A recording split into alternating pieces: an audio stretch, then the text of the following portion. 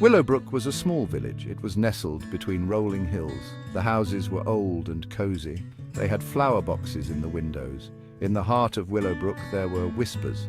They were about a secret garden. This garden was said to appear only under the full moon. It was called the Moonlit Garden.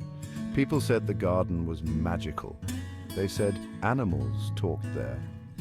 They said flowers danced in the moonlight and the stream sang sweet songs. In Willowbrook lived a young girl named Lila. Lila had bright blue eyes that sparkled with curiosity. She had a heart full of kindness. Lila, let me tell you about the Moonlit Garden. It's a place where magic happens under the full moon. Lila's grandmother used to tell her stories about the Moonlit Garden.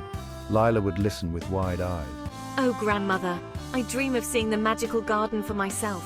I want to meet the talking animals and see the dancing flowers. And I want to hear the singing stream. She promised herself that she would find the Moonlit Garden one day. One night, the moon shone big and bright in the sky. It was a full moon. Lila knew in her heart that tonight was the night she would find the Moonlit Garden. This is it! Tonight I will find the moonlit garden. Lila crept out of her house. She tiptoed past the sleeping village. The moonlight guided her way. She walked until she reached the old willow tree. Her grandmother had told her about this tree. It was said to guard the entrance to the Moonlit Garden. Lila touched the willow tree's rough bark. As she did, the branches moved. They parted to make a path. Lila gasped. Before her was the most beautiful garden she had ever seen.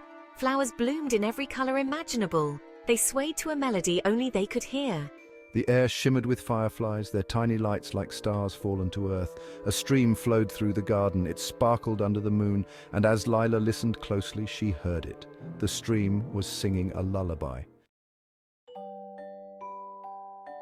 As Lila explored, a fluffy rabbit hopped onto her path. To her surprise, it spoke.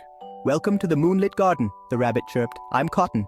Lila couldn't believe her ears. She had found the magical garden of her dreams. She met a wise old owl with twinkling eyes and a playful squirrel with a bushy tail. The animals talked and laughed with Lila. They danced with the flowers. They sang with the stream. Lila had never felt so happy. As Lila played, she noticed a small flower. It drooped sadly. Its petals were dry and brittle. "What's wrong?" Lila asked, her voice full of concern. "I haven't had any water," the flower said weakly. "The stream is too far and I can't reach it." Lila knew just what to do. She carefully scooped the flower into her hands. She ran to the stream and gently dipped its roots into the cool water.